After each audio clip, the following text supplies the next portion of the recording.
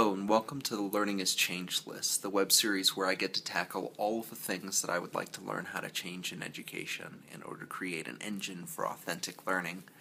Today I get to respond to one of my favorite people, Rodd Lucier, who also goes by the Clever Sheep online. And I haven't talked to him in a little while, but when I saw that he was doing a vlogging project similar to the one that we are all engaged in, I immediately jumped on all of his videos, started commenting, and got really excited that he's doing the same kind of reflective practice that I'm engaged in. He's using social cam to get that done, but I really like that he is going about this, and he's involved in a MOOC right now and things like that. And I'm really excited to have the opportunity to react to some of the things that he's been thinking about. One of the videos that he made recently was outside of a Tim Hortons, which is kind of a Canadian institution. And he had some really clever things to say, as he would as the Clever Sheep, around both the concept of a Fidgital nation, or a Fidgital generation of kids that are connected completely to their devices and things like that. But then he posed a question, and I'm going to let him speak for it on his own. But I would like to react to it and have you react to it as well, because I think it's actually super important. But I'm going to let him do the asking. And it reminded me directly to an article that I read just a couple days ago about teenagers being part of a Fidgital generation, harping on this idea that those devices, they're always sort of tracking them and checking them and proving that they belong. As a learner today, you're called to make connections from your own life to the things you're reading, whether you're reading a book or you're reading something on the internet or you're having a conversation with someone at a coffee shop. It's that idea about making connections that's really the powerful thing that we're called to do, I think.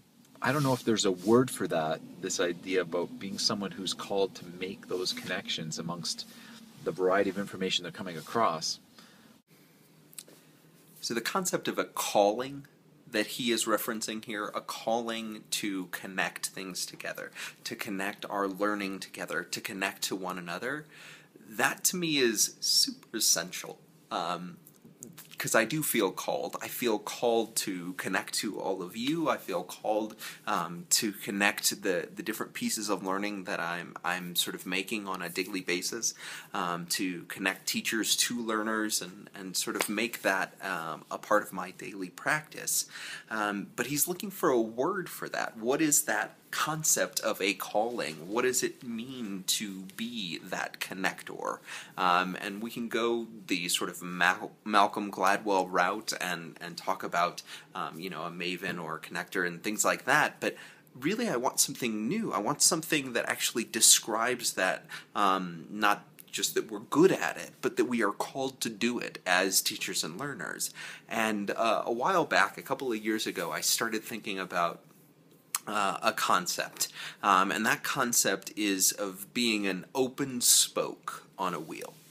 And so if you envision a wheel sort of cycling around and traveling to a lot of different places, a single spoke on that wheel is just as essential as any other spoke, but it actually connects that central component of sort of the actual pivot point with the external tire that lets it rotate. And it does take a lot of different spokes on that wheel to actually have it be a wheel in order to allow it to, go somewhere. And to me, I believe that I am an open spoke or an open spokesperson that allows me to connect the thing that's sort of literally the rubber meeting the road with the central nature of all of us and all of our teaching and learning. To me, I am that open spoke, and that is the term that I think most accurately describes what he is looking for. That connective tissue between who we are as teachers and learners and the external force that we are applying our friction against, which is the ground, which is the thing that gets us going. Right? Because without friction, we don't move.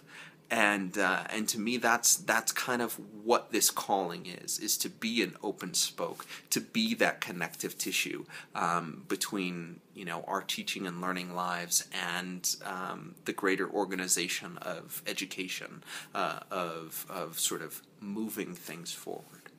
So I'd encourage you to think about that idea of whether or not you are an open spoke. I'd encourage you to think about whether or not you would have a different word for this or a different phrase. But I do feel called, and hopefully you do as well, to be a part of this project and a part of that being a connective person within teaching and learning. If you'd like to comment, please do so below, or subscribe, or join the Google Plus community, which I will link in the description. Thanks so much for watching. I will talk to you probably tomorrow.